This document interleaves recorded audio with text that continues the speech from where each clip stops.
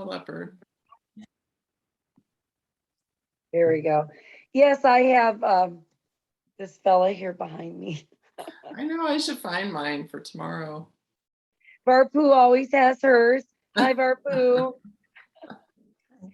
Everyone attending this evening, you're welcome to have your camera on or off.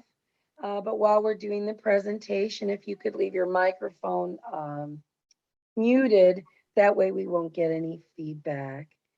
So I'm going to wait just a couple minutes.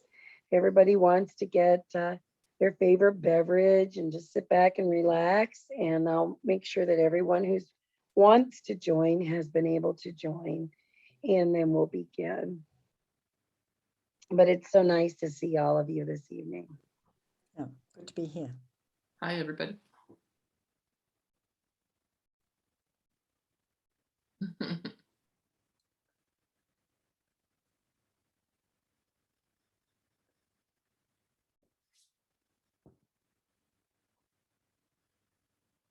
All righty.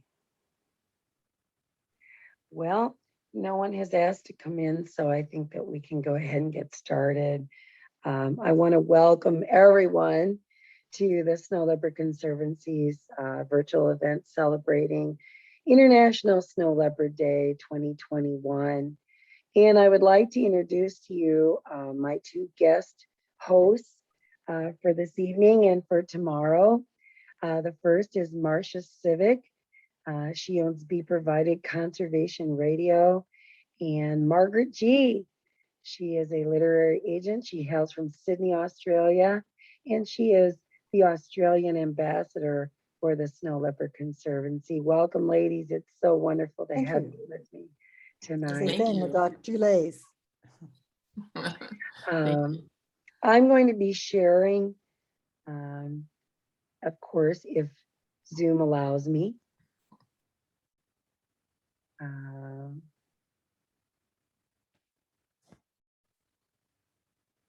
There we go.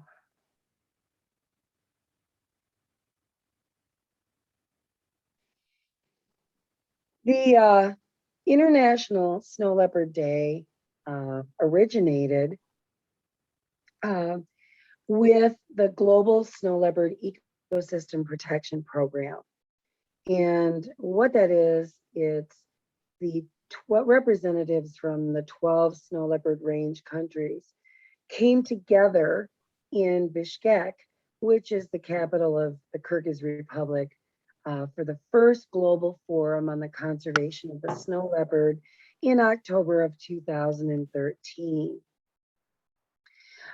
They came together to work out a plan of conserving the landscape for snow leopards across these 12 range countries. And they adopted what is called the Bishkek Declaration, which is a document that you can find on the GSLEP website. And if you could mute your microphone, anyone who's just joined us. And this paragraph is the last paragraph of the declaration, and it reads, by the adoption of this, the Bishkek Declaration, the snow leopard range countries pledge to ensure that snow leopards and the people who live among them thrive in healthy ecosystems that contribute to the prosperity and well-being of our countries and the planet. This beautiful photograph was taken by Tashi Ghali. He started out as a citizen scientist. He's a field biologist and wildlife photographer, and he hails from Nepal. And I sometimes refer to him as the snow leopard whisperer because he is able to get so close to these snow leopards within a few hundred feet or yards to take these beautiful pictures.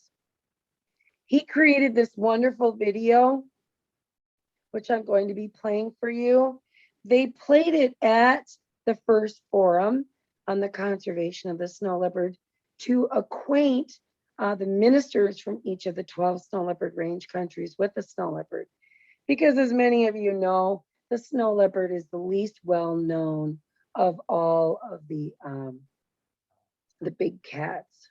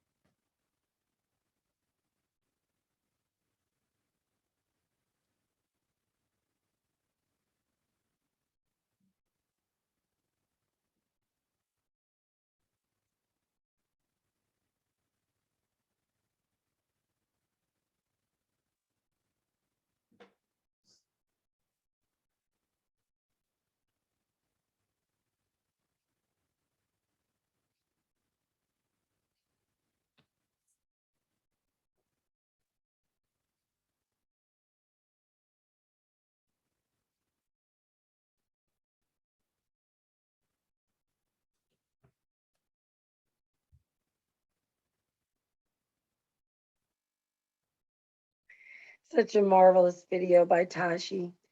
This is another photograph um, that,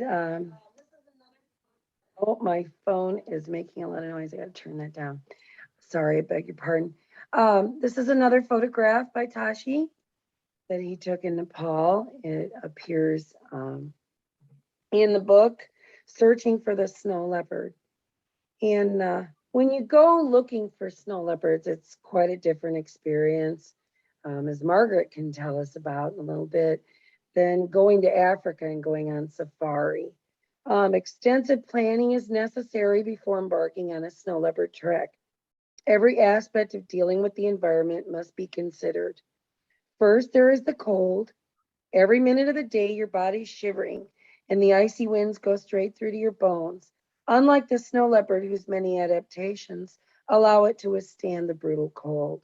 Its fur, which is longer and denser than any of the other Panthera or big cats, provides excellent insulation. Its tail, which is as long as its body, is used as a blanket to protect it from the icy winds. Its diminutive ears minimize heat loss while reducing chance of frostbite, and its enlarged nasal cavity is an excellent mechanism for warming inhaled cold air. Yes, it has very tiny ears, as opposed to like an elephant who has huge ears to dissipate heat. As you can see, the snow leopard has very, very tiny ears.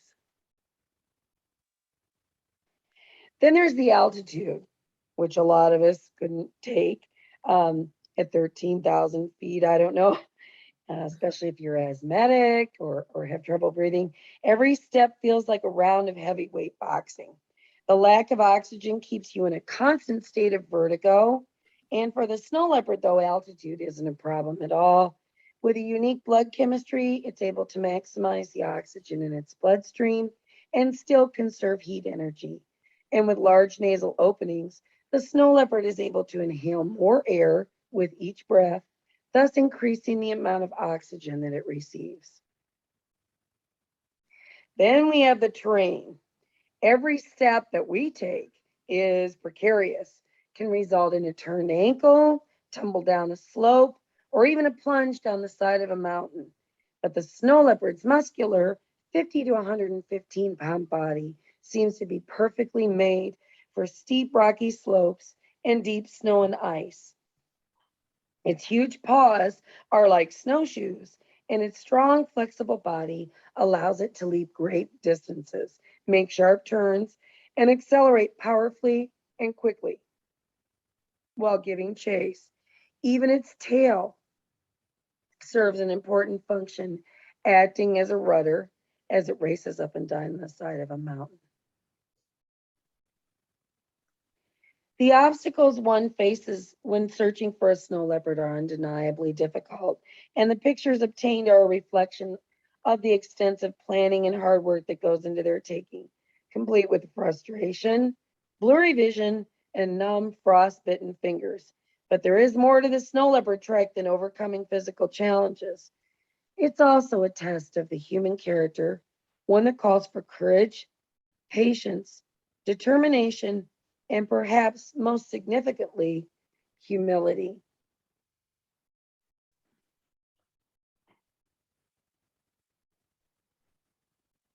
And we'll stop that for just a moment.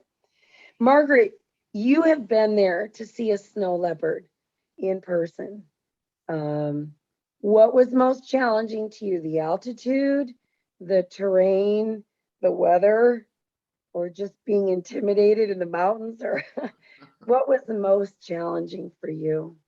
Well, probably the most challenging situation for me is before I got there. You know, I'm 67 now, I was 66 then, and I thought, is this going to be too high, too cold? Am I fit enough? I'm pretty fit anyway. I'm always hiking around the so-called Hartley Mountains, hills around here. So it's more at the huge anxiety before I got to Leh, which is where you arrive to in Ladakh to go before you go out to the wilderness areas. The extreme, I mean, Leh is a wilderness area. It's an old mountain town, of course, in Ladakh, in the northern Indian Himalaya. But once I got there, I thought, you know, what was I stressing out about? Everyone was very nice. I had warm clothes. I had taken this, there's a anti-altitude medication you can take called Diamox. And I'm a bit drug sensitive. So I just took half of that. And I had taken that before in Bhutan. You get a slight tingling in your fingers with it, but it can make a huge difference between stopping you getting cerebral edema. Some people don't take it. We also acclimatized in Leh for 3 days. And after that, I felt absolutely fine. When we got to the roadhead, we drove about 50 kilometers out of Leh to start the trek. And we thought it was going to be an hour and a half or 2 hours. It ended up being, I think, 5 to 6 hours because, the conditions are pretty rugged. You're surrounded by snowy mountains and icy tracks, frozen, beautiful green frozen streams.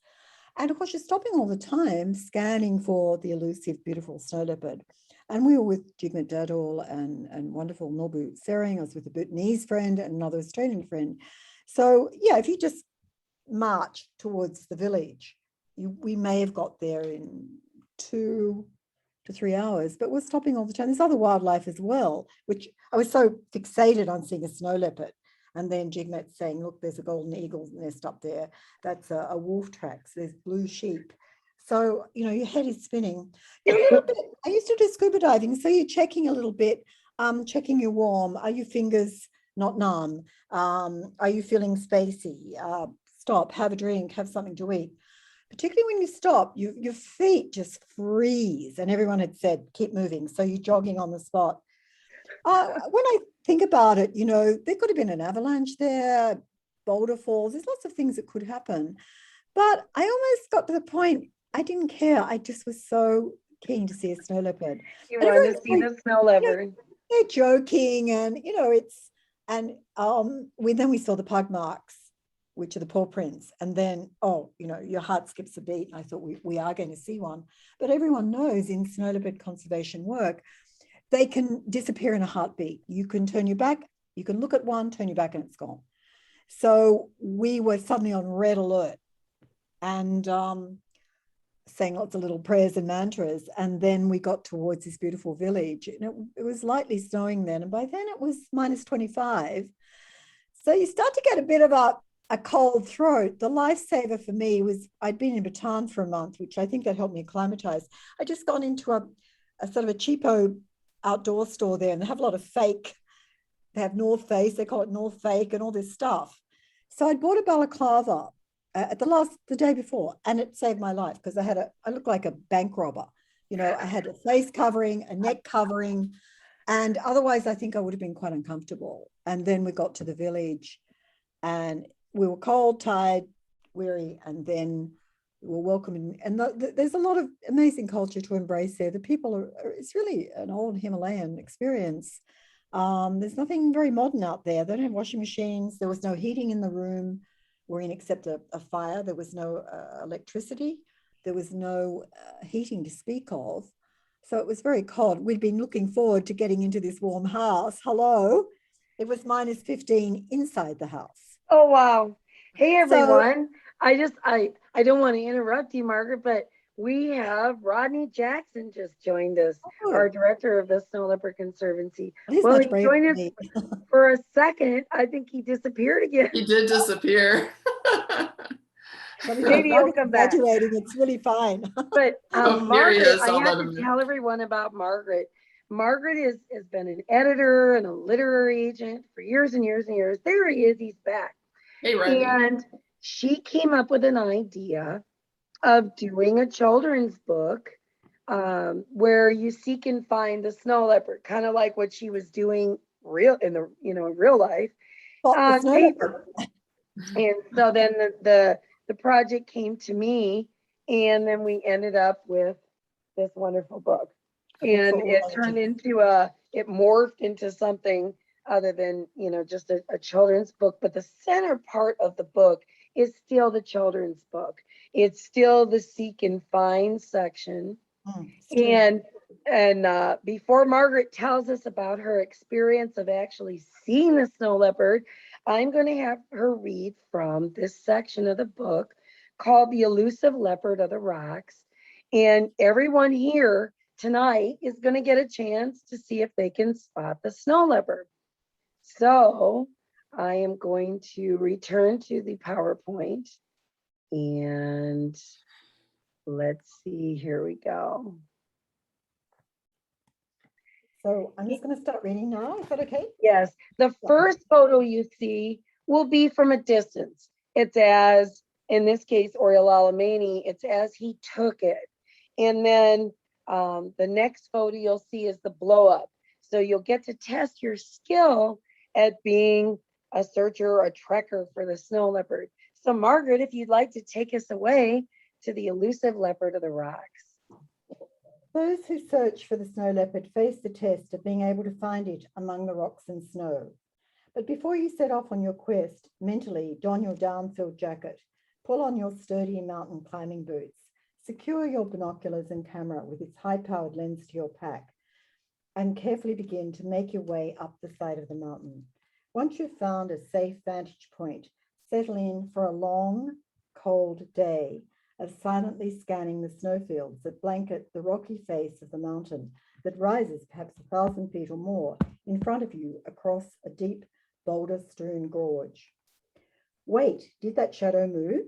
Quickly and as quietly as you can, pull your binoculars from your pack, calm your breathing, very hard to do that, steady yourself, and after wiping the wind and emotion-driven tears from your eyes, focus on that spot where there was movement, and with a bit of luck, you will find it.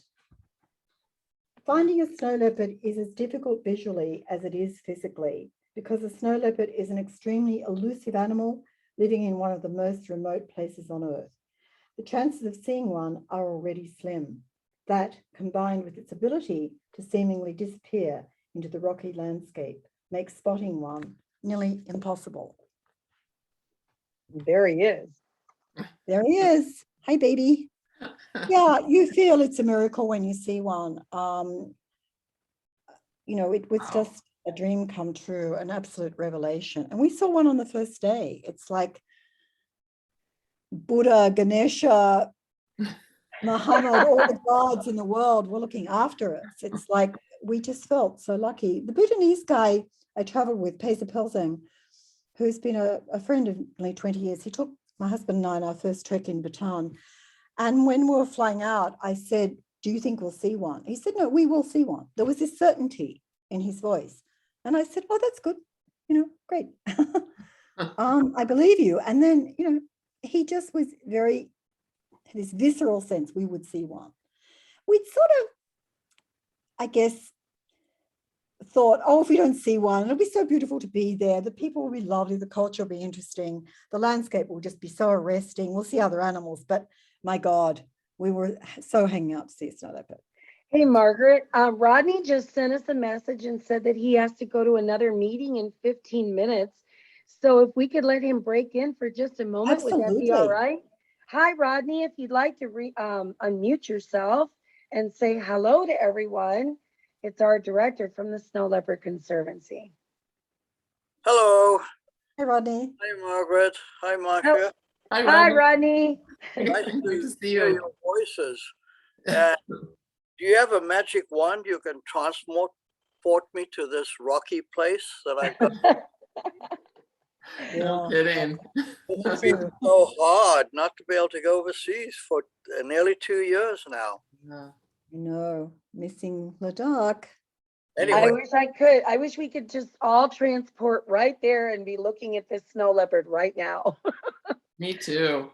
yeah, wouldn't that be? So we do need a camera that's live out there, but I don't know where we get the internet from. That'd be challenging. Yeah, webcam, that would be fun. Yeah. Yeah. Well, actually, I think I saw in the news today that there was a lot of snow in that, at least in Nepal, and it probably went as far as Ladakh.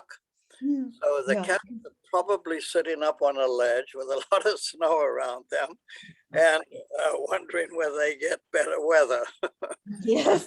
I don't know. Anyway. It's snowing in Leh now. I had a look. I'm sorry I can't spend the whole time with you, but there's such a wonderful narration that you were doing that I interrupted, and I didn't mean to do that. Oh, we're so glad that you came, though. I'm so glad you were able to join us. That's so much fun. Yeah. Yeah. It's great to see you. Rodney, I think I've asked you before, when were you last in Ladakh? When did you last personally see a snow leopard? That's a good question. So I was last in Ladakh late November of 19, and I had planned, actually we'd planned to go to Nepal in March, April. So now when did I last see a snow leopard outside of, captive cat? Man, I think it goes back 2 years before that. Wow. Because I haven't been in Ladakh in the winter, for some time. And really, that is the only place to see them. And in fact, my field time is really being cut back a lot because with the succession and position in SLC for the long term, I've been pretty well office bound. Yeah, Wow. but you want to go back, you're hoping to go back in the foreseeable future? Oh, absolutely, yes. In fact, I might try to even get out this spring, this winter, depending on, Wendy and Karma's trips out there. And of course, depending on the COVID situation. Yeah, they are opening up. Delhi is opening up to flights in December if you're double vaxxed and that with no quarantine. I mean, there's hardly any point going there if you've got to spend two weeks in a hotel or something. Yeah. Yeah. Would be Right. hard. When is the best time to travel there? You said winter, but what months are the best? Well, to see the cat, February, I think, is the best time. Early March works. January, you risk some snowfall, and it's much colder, but there seems more activity in my mind. And this is mostly because the mating season for the snow leopard starts in early January and goes through March, mid-March, I suppose. Oh, wow. And as they approach, the estrus of any females, if any female in the area is in estrus, then the males are marking much more and traveling a lot, trying to find her actually. So so it's a matter of luck, if there is a female that wants to breed in the area, the odds of seeing the snow leopards are going to go way up. If there's snow that keeps the cats down lower and brings a blue sheep down, the odds go up. Yep. And in this day and era of global warming and unpredictable weather, it's really getting much harder to predict what is the best time. Exactly. That's true. Yeah. Yep. Wow. Anyway, I hope all of you can go there again. I mean, I'm ready to go again as soon as I can. Yeah. Yeah. Oh, I'm ready to Tonight travel. we're going via Bjorn Pearson and Tashi Gali and Oriel Alamani's photos, and so we're going through their eyes tonight. And there is a cat in this picture, right? Yes, there is. Can you It took find me a it? long time. It's right in the center. No, I can't really see it because all I can see is Bourne's name, part of it. Maybe I got to get the names of everybody off here. Oh, I saw that one. Oh, yes. There now he I is. see it. Yeah. Uh-huh. Right in the center. Yeah. Yeah, it really blends Right. in. That's Mhm. amazing. Yes, right there, just looking over the rock, There right? he is. But that's it. At this point, he or she, but actually it looks like a she to me, has climbed up onto that rock and a little more visible from, I bet. Yeah, I think I know where that is. Well, Wow, In that's amazing. that gorge, it's up above Hussein. Yeah, this is from the vantage point of the photographer. And the reason this is so blurry, of course, is it's zoomed in. And Bjorn always points out that the perfect snow leopard picture is not about equipment. It could be grainy and out of focus. It's more about being in the moment with a snow leopard. And but that's why when we zoom in on them, they're pretty out of focus because he's probably pretty far away from this magnificent cat. Yeah. Yeah. And So all you've been at this spot, Rodney. That's exciting.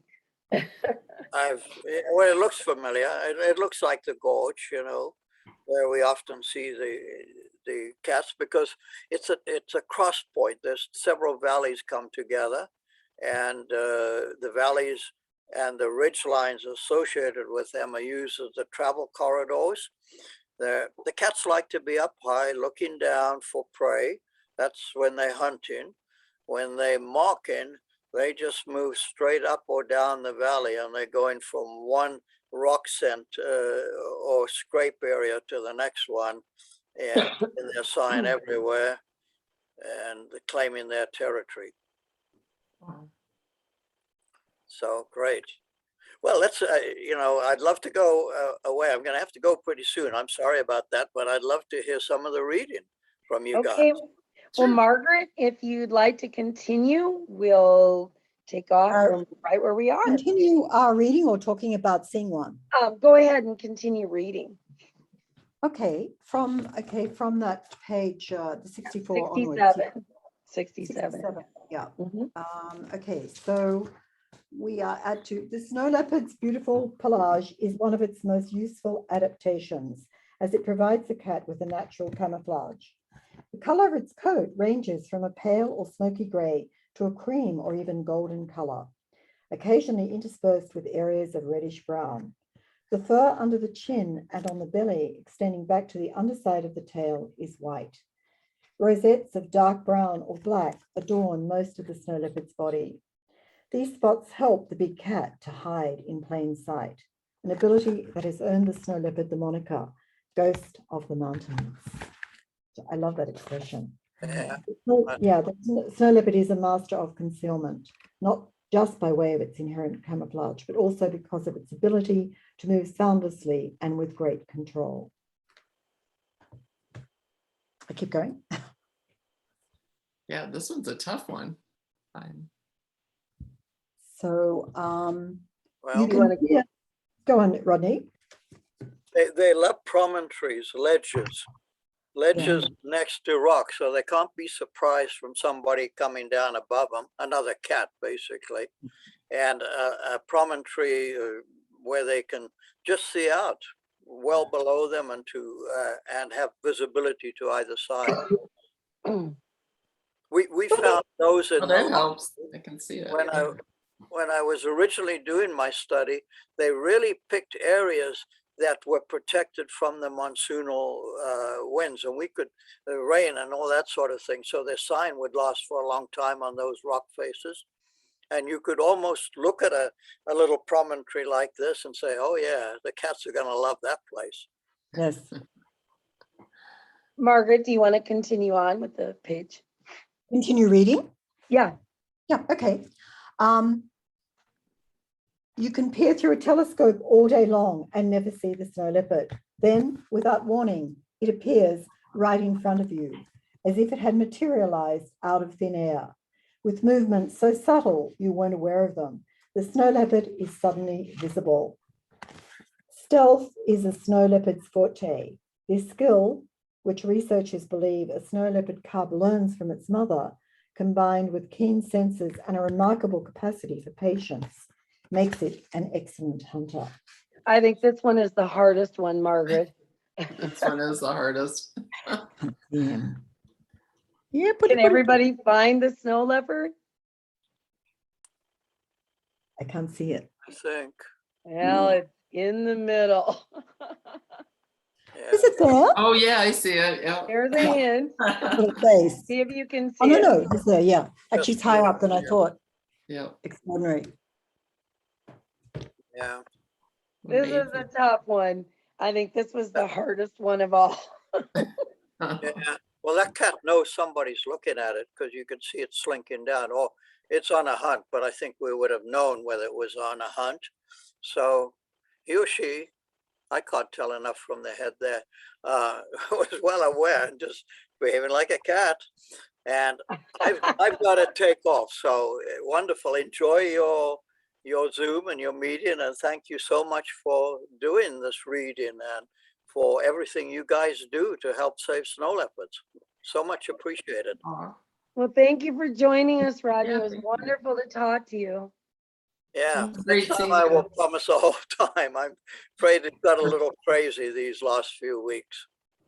So take care. Have a good weekend, all. Guys, you too. Thank you, Love to Rodney. garden. Bye-bye, Rodney. Thanks for all you do. Yep. Yeah. Thank Bye. you. Bye. All right, Margaret, if you'd like to go on to the next one. The next page. Yeah. You ready? Although this stealthy predator is strong, fast, and fully weaponized, the snow leopard is not known to be aggressive towards humans. True to its secretive nature, it does its best to avoid confrontation, preferring to remain hidden. On the rare occasion it is discovered, the snow leopard will most often just walk away. I can see your wonderful editing here, Siobhan. They're very tight, they're eloquent sentences. Thank you. However, when the snow leopard seems to allow itself to be seen while taking a moment to observe the observer, perhaps out of curiosity. When you're out in the mountain areas, the wilderness areas of Ladakh, you feel there's a presence, you feel you're being watched, but it's not in a creepy way, it's in an exciting way. And you're sort of glad, much as you want to see one, you're glad they're invisible because then they're safer. They're safe when they can't be seen from poachers. And This one always looks to me like a human face imposed over the snow leopard. yeah, it's like It a does. mask, isn't it? It does.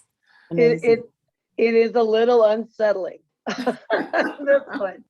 It's a little bit like that very famous photograph that George Schaller took, the first one taken of the snow leopard in the wild, where he's very erect. He's just very straight up, staring right down the barrel of the camera. Wow. And Yeah. I have a copy of It's that. obvious that this cat knows it's being seen and wants to be seen. It's really, really something. Yeah. Okay. Although if given the choice, the snow leopard would undoubtedly prefer to remain unseen. With that in mind, those who search for this reclusive cat should remember that they are but visitors to its home. And if successful in their search, they need to take care to be respectful and observe without disturbing. And then it goes into the reward. Yeah, I mean, when you see one, as we did, you sort of whoop with joy. We hugged each other. I burst into tears. I couldn't believe it was happening. The emotion just floods over you that finally the dream of a lifetime has happened, that you've seen this beautiful, elusive, extraordinary creature. And the whole thing was sort of over, I think, in about 10 minutes. Oh, wow. I know Jorn and various other people had long times of looking at snow leopards, and Jack did as well. But for us, it was against a rock where I couldn't see it at all. And you just go crazy. You know, you're looking at one, but I said, I can't see it. I knew it was right in front of me. It was about 300 meters away. The camouflage was so extraordinary because it looks quite ochre when it's against the rock. And then only when it moved, it just transmogrified into this gray, blue, white. You could see the rosettes. So it just completely transformed into another being when it was up against the snow where the markings are very distinct. And then I saw it chasing. I don't know what it was chasing. There were a lot of blue sheep in the area, which are more like a buck type thing. It's not like a sheepy sheep. We didn't see that. And then the snow sprayed up. And it was so incredible to have watched it when it was stationary, just dead against the rock, unmovable. And then it had this stealth, this balletic grace where it wound its way up the rock, sort of like a snake. It was like this big python going up the rock. And then suddenly it sprang into being like a tiger, this big cat jumping, leaping and zigzagging in You know, the way you describe it, it's almost like a shapeshifter. It's changing shape as it moves. And you know, the snow leopard has a great ecological significance to the ecosystem. It's an apex predator. It's at the top of the pyramid. Without it and the wolf, we could have an overabundance of all the grazing animals, which could lead to erosion and deterioration of a very fragile ecosystem. But it also has great cultural and spiritual significance to the indigenous people who live in the high mountains of Asia. And we have an entire section of the book that's dedicated to the cultural and spiritual relevance of this cat. It's called The Bond. And here you can see, as Margaret was describing, there's the cat climbing up the ridgeline. Sometimes it looks like a cat, sometimes not.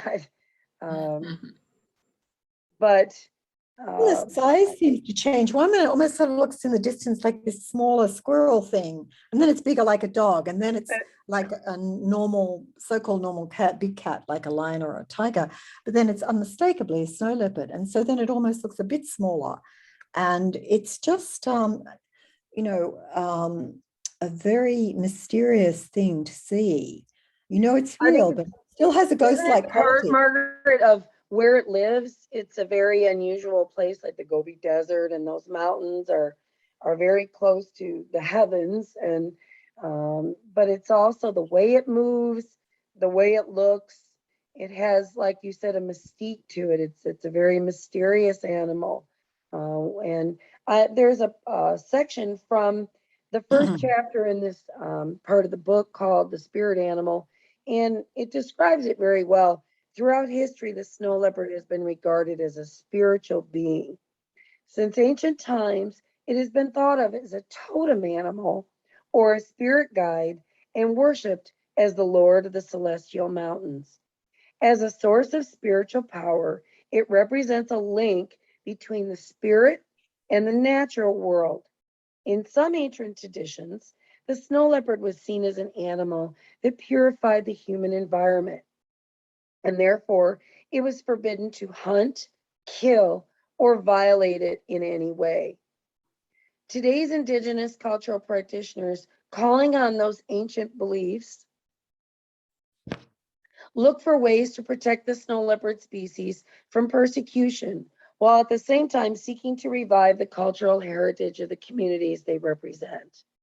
Through their efforts, whether speaking one-on-one with individuals of the community or officiating at ceremonial gatherings, they remind the local people that the snow leopard is a sacred animal and the protector of sacred mountains.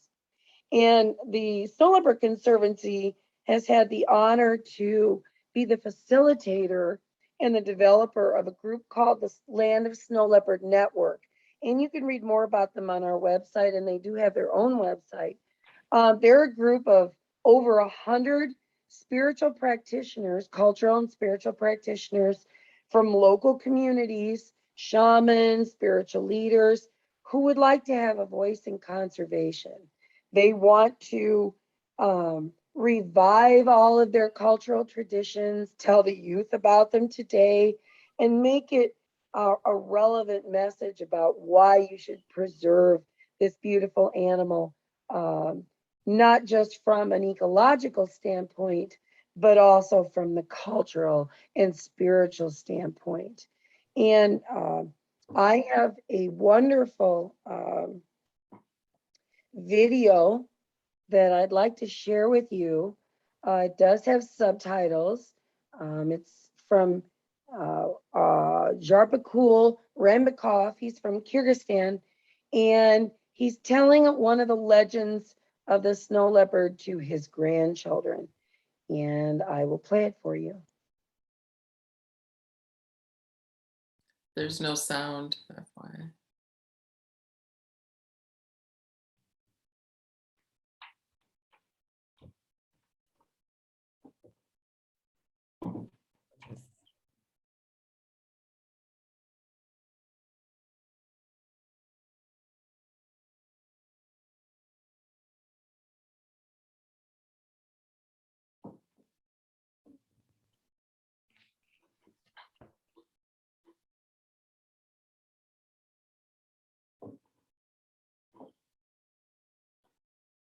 Uh-oh, did it stop? There we go. Is there supposed to be sound? Yes. I don't hear it. Beautiful images.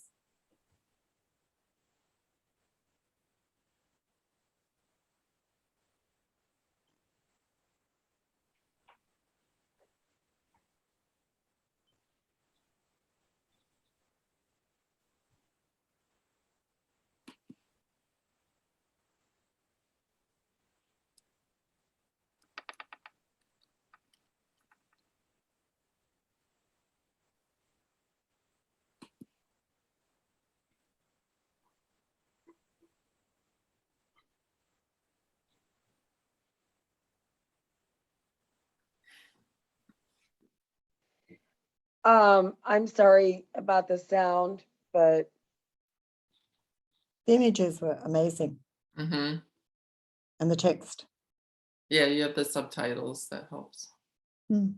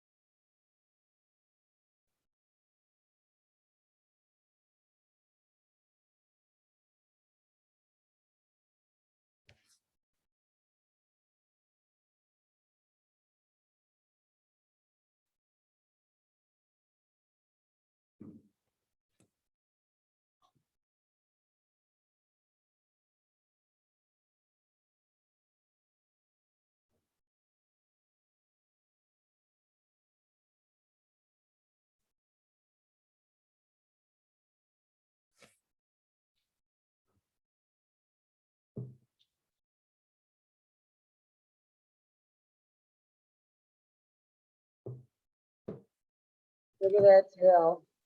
Yeah, amazing.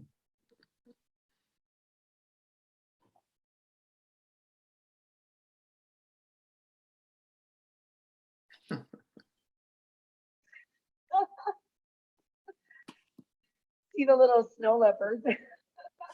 Cute.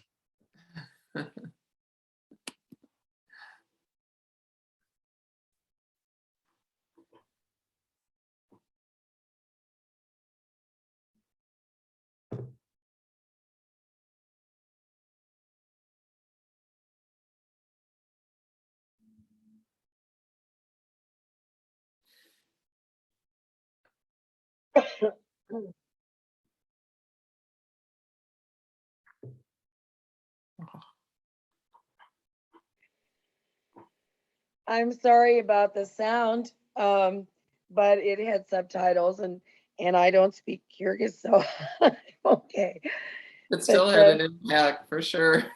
There's many stories like this in this chapter, and stories such as these carry the powerful message that although the snow leopard is of great ecological importance, what resonates with local community members is its cultural and spiritual significance.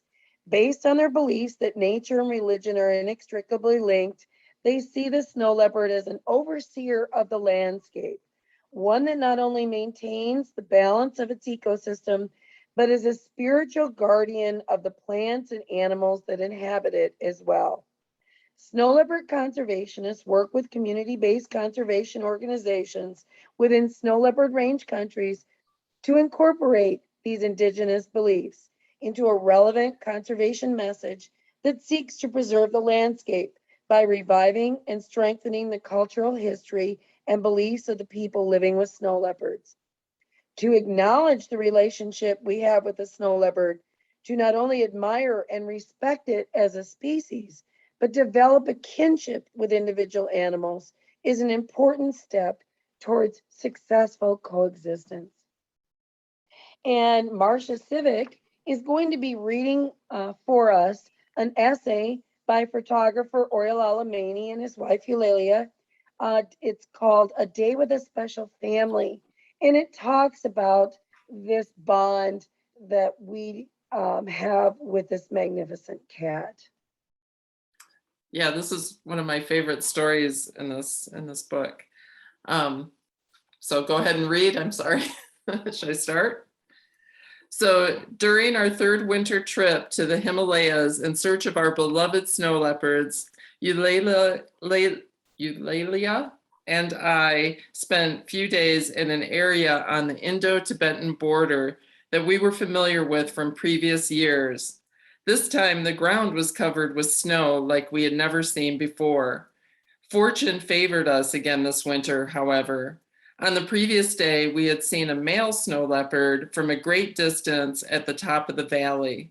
So early the next morning, trudging through the knee-deep snow, we went up the valley hoping to find him again. At mid-morning, one of our local spotters discovered a snow leopard. It was difficult to see even with the aid of binoculars, but there was lying on an extremely distant ledge on the other side of a deep rock canyon. The snow leopard was sunbathing.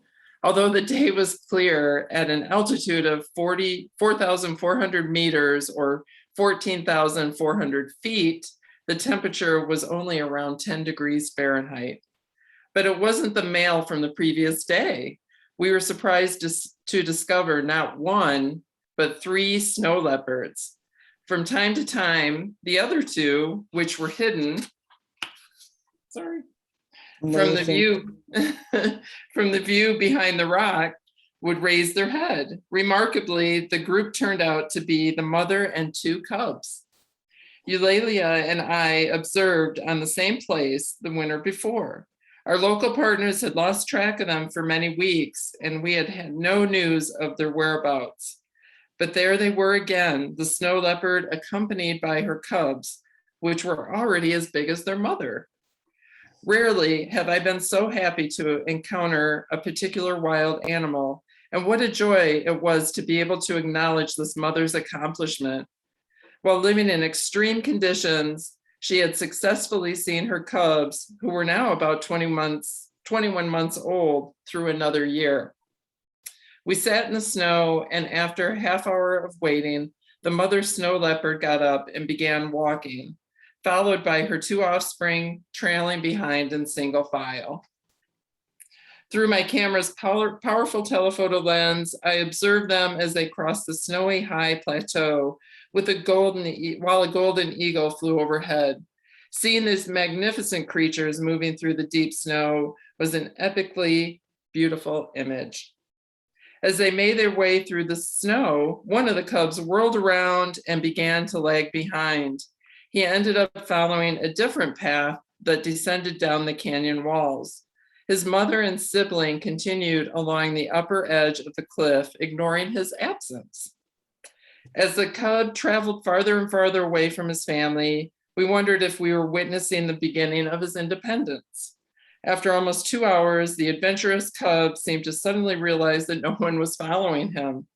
He was lonely. He was all alone on a snowy ledge that hung over the void. He looked around and meowed loudly for his family, but they were already a great distance away and had stopped to rest on some rocks. The youngster repeated his anguished calling, which echoed throughout the canyon. "Where are you? Where are you?" He then started retracing his path up the canyon. As he climbed, he inspected each shelf, looking desperately. We were getting worried. Would he be able to find them? When they had spent more than 2.5 hours apart, the cub suddenly appeared next to his sister, whom he greeted with head rubs. We breathed a sigh of relief. It did not seem to have been an easy task for the cub to find them in the immense landscape of mountains and snowy canyons. For the remainder of the afternoon, the 2 cubs played games of chase and rolled in the snow as their mother guided them down the valley. It was apparent that she wanted to leave the area, probably in search for food, as we hadn't seen any ungulates that would serve as prey for the snow leopard and her grown cubs. As the sun went down behind the mountains, the temperature fell and the snowy landscape began to turn a shade of blue. Undeterred by the approaching night, the snow leopard family continued to descend down one side of the canyon as we followed on the opposite side, attempting to keep up. We knew we should return to the village before it was completely dark, but our guide Tenzin alerted us, "Look, there's a group of blue sheep. Let's wait a little longer." Suddenly, the snow leopard mother shout out, chasing one of the sheep. It was almost dark, and through the viewfinder of my camera, I could hardly see what was happening, but Tenzin yelled at me, "Shoot, shoot." I quickly pressed the camera shutter without knowing what I was shooting. But in the imperfect and grainy image, the success of the pursuit was visible. It was not a good photo, but it was an incredible experience. The next day, we would go out once again to the mountain to follow the life of this family again. Thank you, Marcia. You're welcome. Isn't that wonderful? He has gone as a photographer to just photograph snow leopards, and they went back several years in a row and found that same family each year and became attached to them. He said it was like it was his family, like he was going to visit relatives in the mountains, is how he described it to me. Beautiful. That's so special. I know. Remarkable. It's just amazing. It's just amazing. How lucky. What a great experience. Yeah. And to see the cubs and to see Akil as well. Just No kidding. To be able to follow them for days. That's Yeah. incredible. This camera trap video was taken in Pakistan by one of our partners, Ghulam Mohammed.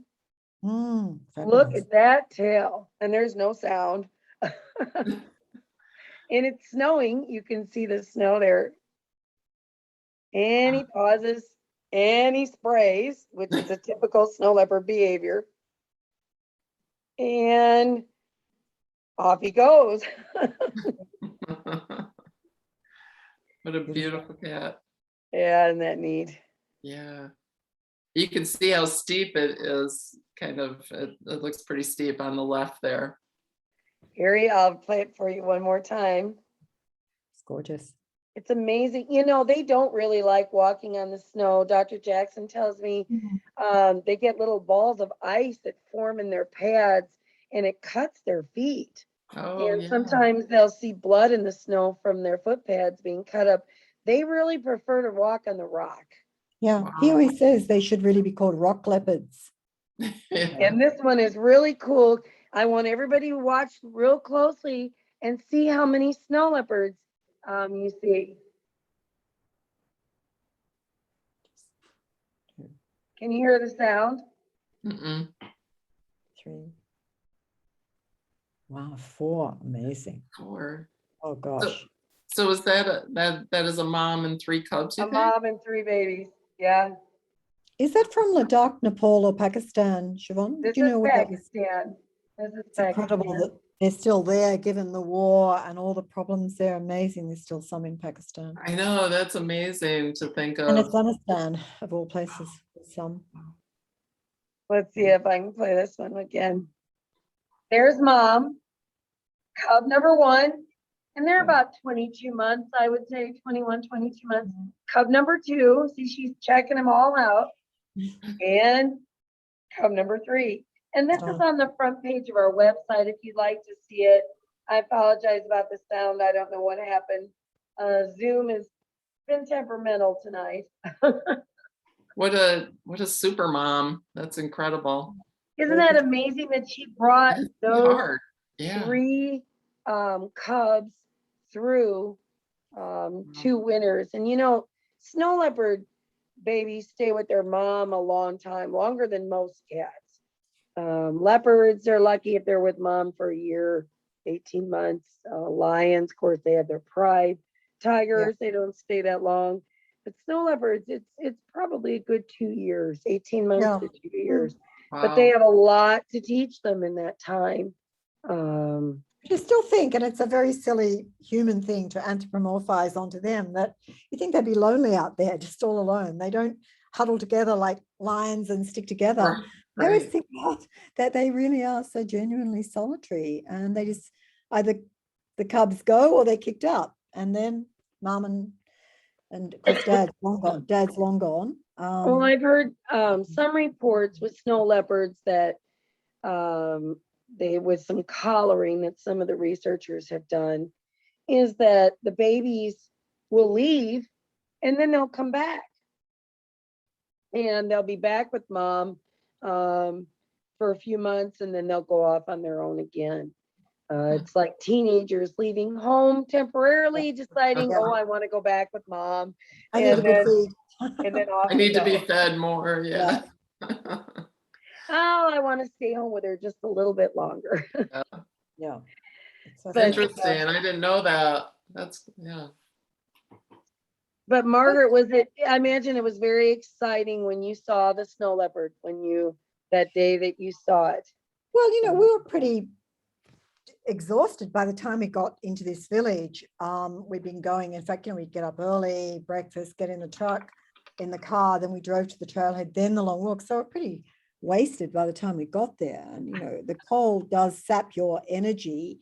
And all you can think about is a hot cup of tea and getting around a warm fire. And they had a warm fire in the kitchen, but the rest of the house, the other bedrooms were pretty Arctic. They got some kerosene heaters. We weren't very keen on them because of the gas or whatever they Yeah. but anyway, when we saw the snow leopard, we just suddenly when the Jigmet and Norbu, who'd been out scanning, they didn't come inside for a cup of tea. They went up to this sort of platform scanning, and then Norbu came rushing into the house and said, the farmhouse, the homestay. And of course, that's great income for the local people, and it encourages them with conservation. And he just said, there's a cat. They don't say snow leopard, there's a cat. And we're suddenly so adrenalized, so re-energized. We just flew out, you know, grabbed our jacket. I hardly put my shoes on. I was just tumbling over. I went the wrong way. I rushed out of the house and went left. And Norba was saying, "No, this way." And it's like, okay, you know, like a road runner going here, there, and everywhere. And then had to go up this very, very steep, icy slope. And I thought, I'm going to break my neck here, but I'll die trying. It's worth it. And then we got up there, and there's this sort of a platform of rocks. It wasn't a man-made platform. And we're looking right into the mountain and a rocky sort of escarpment area. They had telescopes. And Jigmet saying, Margaret, quick, you know, look. Snow leopard. So then, but I couldn't see it. I was looking right into we're looking at the snow leopard, by the way, not with what they call the naked eye, right into the scope. Jigmet has seen many snow leopards with the naked eye, and that is my dream, to go back and see one without looking through the scope. But I just couldn't see it because the camouflage, it just blended in so incredibly well. And my heart was just, you know, jumping out of my chest. And the people we were with, there was a father, a mother, I think an old grandfather, their daughter, their son-in-law, and their young son. And they're also very excited because they knew that it was a big thing for us. To them, it's not like seeing squirrels in the park, but they've grown up there. They've seen, you know, hundreds of them, thousands of them. So they probably get it. Yeah. It's like when we show in Australia, people want to see kangaroos and koalas. And we think, you know, what's the big deal? Because we see them on a regular basis if we're out in the Australian bush. So they joined, they didn't come up onto the slope. And then when we did see one, and this other guy, Jeff, saw one, and Pesa, we're all very excited and hugging each other. And we were just overwhelmed with emotion and a sense that we were so privileged, so honored almost by the snow leopard that he allowed us into his domain to be seen. So you feel excited, but almost intrusive. You know you're in this special sacred place, and it never leaves you. I think about it almost every day. It sort of enhances your sense of happiness, well-being. You feel a bit high forever after you've seen a snow leopard. I've talked to Pacer about that, and he said, I feel differently now. It changes you. It really does. It's a transformational spiritual experience, whether you're I'm philosophically a Buddhist, but it just takes you up to another zone of consciousness. So I want to go back. I'm trying to go back in February 2023. I want to go to a different area this time. And Jigmet was very funny where we went, one particular area. I don't mention the areas. I don't think SLC likes to talk about the particular areas that much. So I don't mention them by name. No, we don't. We don't. Isn't that the protocol, Siobhan? Can you hear the sound now? Yeah. You can hear it now? I can't hear any video sound if you're playing a video. I was trying to play the video, but apparently it's not working. I mean, Jigmet feels some areas are getting quite overcrowded with tourists in February in particular, and they come from all over the world. And there's a lot of Indian adventurers too who go up there. And when I last talked about going back, and I said I wanted to go back to this particular area, he said, "Oh, but it's getting too crowded there now." And I said, "Jigmet, we're the only people who are there." There was the owner of the lodge, was a lovely Nepali cook who just gave us the most wonderful food. This is in a different place, a lodge, a very basic lodge, but a bit warmer. They had some heating in the bedrooms. And one of our party was in a room with like a fire, but it got all smoked out. So he was very tired. Luckily, he woke up because it's a wonder he didn't get asphyxiated with the smoke. They had to drag him out of the room. Oh my Oh, God. wow. Melodramatic. And, but, you know, every now and again, and we just missed it, quite a big group. So the next day after we left, 10 or 12 people from some other part of India were coming to the lodge. But, you know, to me, it wasn't crowded, of course. But, and of course, the numbers are very limited because there is very little lodging available. There might Oh, be, I think that's in true. the first place we're at, there were 9 farmhouses. So they can only take a few people. So it's never going to be mass tourism like in Nepal. The infrastructure is just not there. Or And like an African safari. Yeah. Where it like gets really exactly, like I've crowded. been to Africa and it's just Yeah. gridlocked. You know, it's a bit like being at Yeah. Disney World in some places, other places it's not. But at least the Ladakhi government, the whole Hemis National Park is sacred. They can't kill anything there, even if they're preying on their sheep or goats or whatever. They are compensated, and SLC compensates if a snow leopard kills their herd. Yeah. And it's very distressing for them because that's their livelihood and they milk Yeah. them. That's their currency. Yeah. So Yeah. one is In Mongolia, well, Altai in near Lake Baikal, they have a ceremony every spring where they go up into the mountains and they perform this snow leopard ceremony, and they ask the snow leopard if it's all right to bring their flocks into the mountains for grazing in the springtime. And before they even bring in their their domestic sheep and goats, they have this ceremony every year. But it is true, Marcia, you were asking when a good time to go see these snow leopards. It's in the winter. There's 2 reasons. One, in the winter time, the snow leopards move down into the lower elevations following the wild herds. And that's also their mating time. Gotcha. So they come down from the higher elevations during the mating season, but that is the time of year to see them. But anyway, I want to apologize for the video sound not working. It was working last night. It was working earlier today, but for some reason, Zoom doesn't like me tonight. So hopefully tomorrow it will be more cooperative. Well, the images were pretty visually pleasing themselves. Yes. Yeah. Tashi's wonderful video is up on our website. It's in the media gallery, so you can watch it with sound. The camera traps didn't really have sound, so that didn't matter. And then the one with the elder, Jarpakul, that had subtitles anyway. They were speaking in the Kyrgyz language, so if you speak Russian or Kyrgyz and you'd like to hear that, that is also, if it's not up on our website, I'll make sure it's there. We did have some questions in the chat about how to buy this wonderful book that we've been reading from, and it is on our website. If you go to www.snowleopardconservancy.org and you go to our online store, there is a drop down for searching for the snow leopard, or you can just go right to the store and I'll be sending you out a copy autographed. So if you haven't gotten this wonderful book yet, be sure to order your copy.